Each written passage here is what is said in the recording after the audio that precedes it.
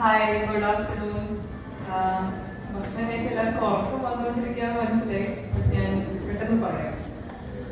വളരെയധികം സന്തോഷം ഇന്ന് ക്രിയേറ്റീവ് റൈറ്റിംഗ് ക്ലബിന്റെ ഇനോഗ്രേഷന്റെ ഭാഗമാവാൻ പറ്റി. ആൻഡ് ഇന്ന് പേഴ്സണലി എനിക്ക് ഭയങ്കര ഒരു സ്പെഷ്യൽ ഡേ ആണ്. ഞാൻ കഴിഞ്ഞ 4 കൊല്ലം 2022 തൊട്ട് കാത്തിരുന്നൊരു ഡേ ആണ് ടുഡേ. അതായത് വിനായകബുദ്ധ എന്നുള്ളൊരു സിനിമ റിലീസ് ആവുന്നതിന്റെ കംപ്ലീറ്റ് ആയിട്ട് എൻജോയ് ചെയ്യുകയാണെങ്കിൽ തിയേറ്ററിൽ തന്നെ പോയി കാണണം. ബട്ട് വിനായകബുദ്ധയുടെ ഒരു ഓഡിയോ വിഷ്വൽ എക്സ്പീരിയൻസ് വളരെ രസമാണ്. അത് ഞാൻ ഗ്യാരണ്ടി തരുന്നു. നിങ്ങളെല്ലാവരും തിയേറ്ററിൽ പോയി കാണണം. നേരത്തെ പറഞ്ഞതുപോലെ സച്ചി ചേട്ടന്റെ ഒരു ഡ്രീം പ്രൊജക്റ്റ് ആയിരുന്നു വിനായകബുദ്ധ. ഇപ്പോ ഞങ്ങളുടെ എല്ലാവരുടെയും ഒരു ഡ്രീം പ്രൊജക്റ്റ് ആണ്.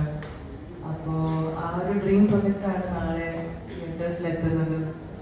ഞാൻ ഈ സിനിമയിൽ ചെയ്യുന്ന കഥാപാത്രം ചൈതന്യം എന്ന് പറഞ്ഞ ഒരു കഥാപാത്രമാണ്. അതിപ്പോ ബുക്ക് വായിച്ച അയാളുടെ റൈറ്റിംഗ് ഇഷ്ടപ്പെട്ട ആളുടെ കഥ അതിന്റെ തിരക്കറിയും നിങ്ങളല്ലേ ചാമ്പ്യൻ, നിങ്ങളല്ലേ എഴുതാൻ.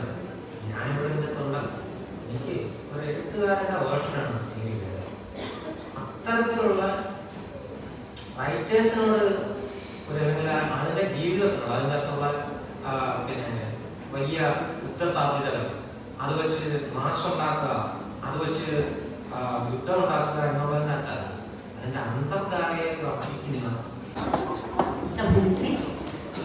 Vineeth sir, college staff adviser, college union പ്രതിനിധികളെ, വിദ്യാർത്ഥികളെ, എല്ലാവരും ഈ പറഞ്ഞ മാതിരി കുറച്ചൊന്നും ഉറക്കമൊക്കെയാണെന്ന് തോന്നുന്നു. പക്ഷേ എല്ലാവരും പ്രശസ്ത കഥാകൃത്ത് ഇന്ദുഗോപൻ സാർ സംസാരിച്ചത് വളരെയധികം ശ്രദ്ധാപൂർവ്വം കേട്ടിട്ടുണ്ടാവും.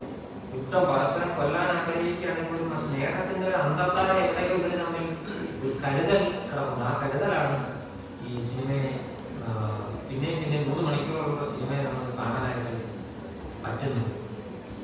അതിനുശേഷം സച്ചി സുദീർഘമായി രാത്രിയിൽ എന്നെ വിളിച്ച് സംസാരിക്കുന്ന അത്രയും സാഹിത്യം വീക്കെൻഡിന്റെ ഒക്കെ വലിയ ആരാധനയായിരുന്നു സച്ചി. അതേപോലെ എനിക്ക് 3 വലിയ ഉള്ളു പറയാം. എന്താണ് പുലിയെ കഴിക്കുന്ന പുലി അറിയാൻ ഗ്രാമം, പുലിയെ പിടിക്കാൻ ഒരാൾ വരുന്നു. എന്നിട്ട് അപ്പൊ അന്നാണ് പുലിയേക്കാൾ വലിയ ശല്യക്കാരനാണ്.